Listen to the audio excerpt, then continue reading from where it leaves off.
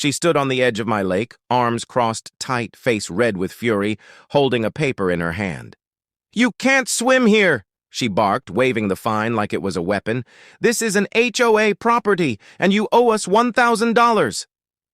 I laughed, still dripping wet from the water because this was my land. My grandfather bought it 50 years ago. But Karen, the new HOA president, didn't care about facts. She shoved the paper into my hand and hissed, "If you don't pay, I'll have the sheriff drag you out myself." Her voice shook, not with fear, but with that fake confidence people use when they think they have already won. I didn't even argue. I just smiled and said, "You sure you want to play this game?" That only made her angrier. She stormed off, muttering about calling the cops, and I watched her go, calm on the outside but boiling inside. $1,000 for touching water that belonged to me? I wasn't going to let it slide.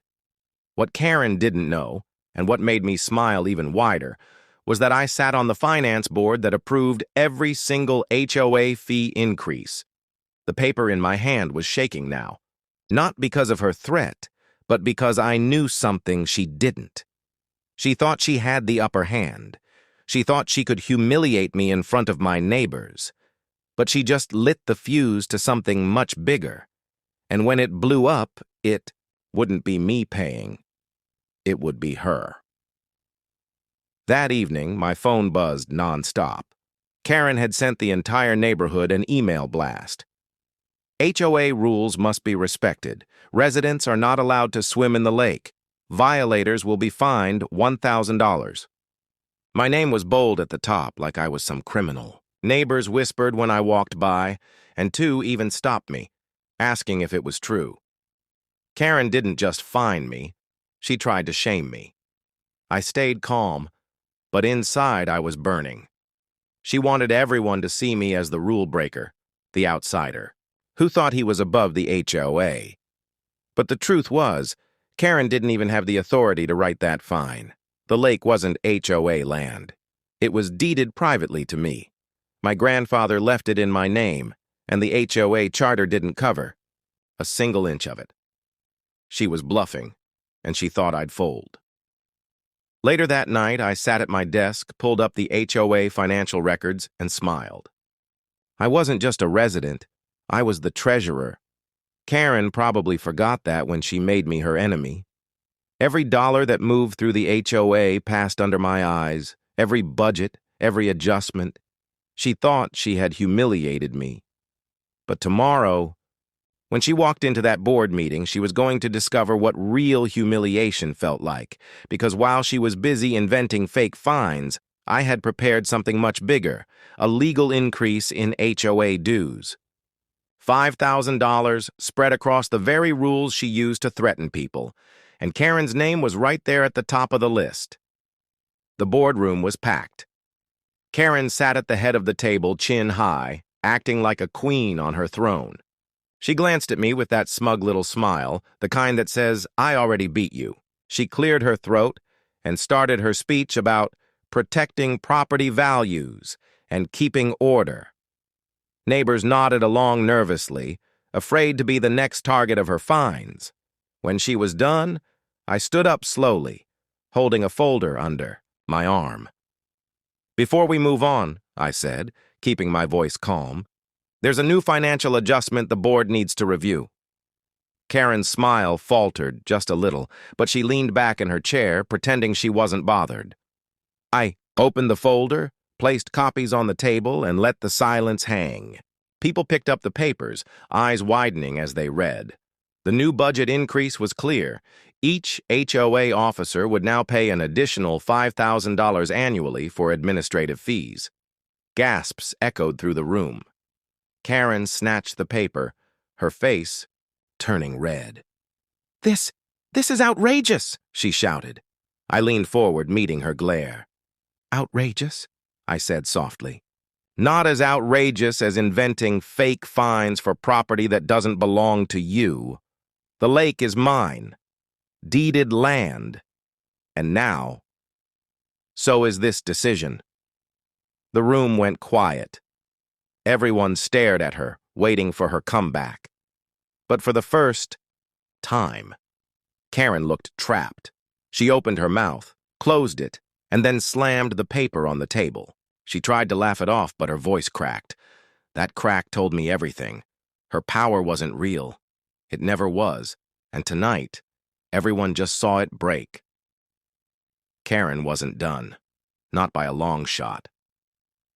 The next morning, just as I stepped outside, with my coffee, two men in cheap uniforms pulled up in an old black SUV. One had a plastic badge clipped to his shirt. The other was already reaching for handcuffs. Karen strutted right behind them like she owned the whole street. "There he is!" she screeched, pointing at me. "Arrest him! He's trespassing on HOA property and owes us fines!" Neighbors peeked out from windows, some even came to their porches. Karen wanted a show. She wanted me dragged off in front. Of everyone. The taller cop barked, "Sir, step away from the property and hand over your ID." I didn't move. I sipped my coffee instead. "You boys done playing dress-up?" I asked calmly. That got a laugh from a neighbor, and Karen's face twisted with rage. The fake cop took a step closer, but I pulled out my phone. "Here's the thing," I said, showing the screen. "This entire street is under surveillance, high resolution, security cameras fully legal, and just so you know..." I held the phone higher so Karen and the crowd could see. "I already sent this feed to the county sheriff's office." Karen froze. The fake cops glanced at each other nervously. The neighbor who laughed now shouted, "Those aren't real cops!" Gasps rippled across the street. Karen tried to recover. "He's lying! They're with me! I mean, with the HOA!" But her words stumbled. People were whispering now, pulling out their own phones, recording everything. I took one slow step forward and said, loud enough for everyone to hear, "Impersonating law enforcement is a felony, and Karen just brought it to our front doors." Sirens cut through the air minutes later, sharp and real this time. A county sheriff's cruiser rolled up, lights flashing, and the crowd shifted nervously. The fake cops froze like statues, and Karen's smirk finally vanished. The real sheriff stepped out, hand resting on his holster. "What's going on here?" he demanded, scanning the scene. Karen jumped forward, pointing at me like a child caught lying. "Officer, arrest him! He's trespassing, breaking HOA rules and resisting authority." Her voice cracked, desperate now. The sheriff's eyes narrowed.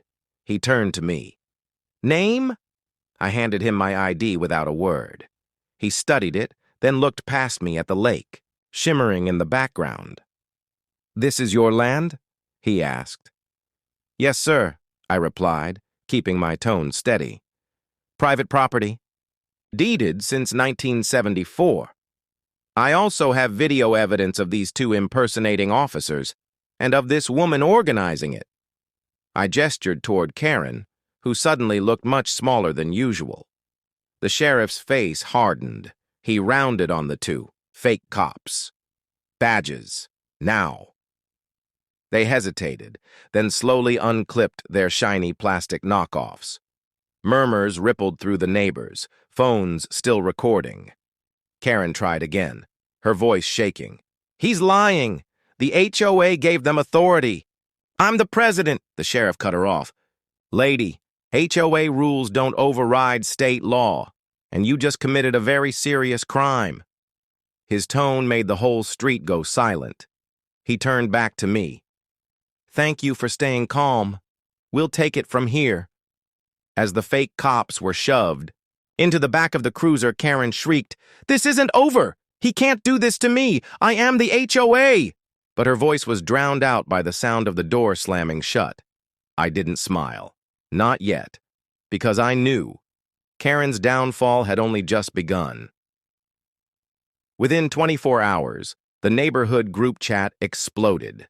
Videos of Karen marching with her fake cops had gone viral. Neighbors shared them, tagged news outlets, even joked with memes. One clip showed her yelling, "I am the HOA," while clutching that phony fine notice.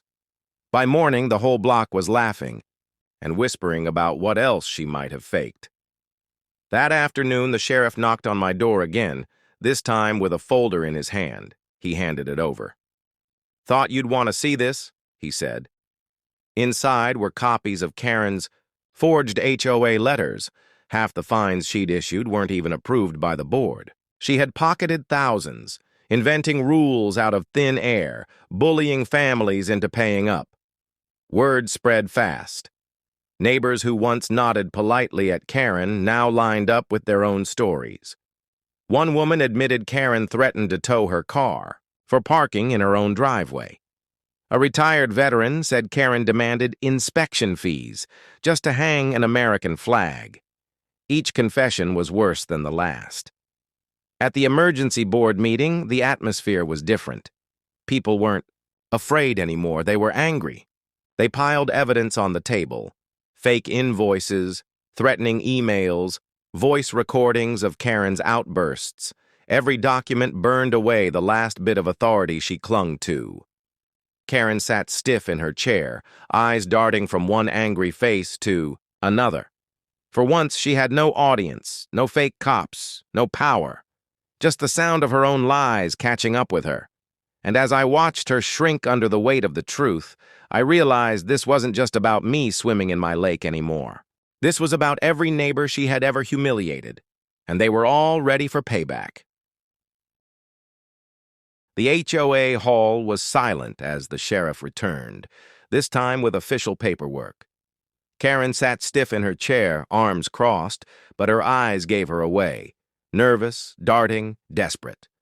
The sheriff placed a document on the table. "By order of the county, Karen Thompson is being charged with fraud, impersonation, and harassment," he announced. Gasps filled the room, phones whipped out, neighbors capturing every second. Karen shot to her feet. "This is a mistake. I am the HOA. You can't do this to me." Her voice cracked under the weight of her own lie. I stood slowly, calm as ever, and placed my own folder beside hers.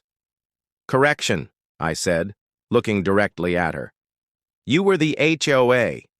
Effective immediately, the board voted you out, unanimously."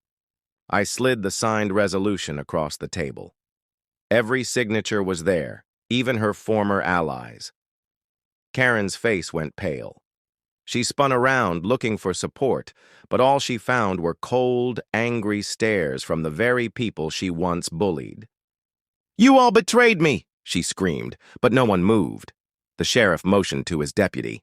"Take her in."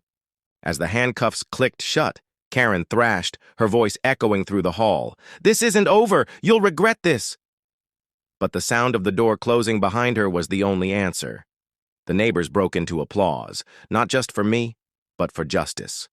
Families hugged, people laughed, and a weight seemed to lift off the whole street, and yet as I stood there I couldn't help but think.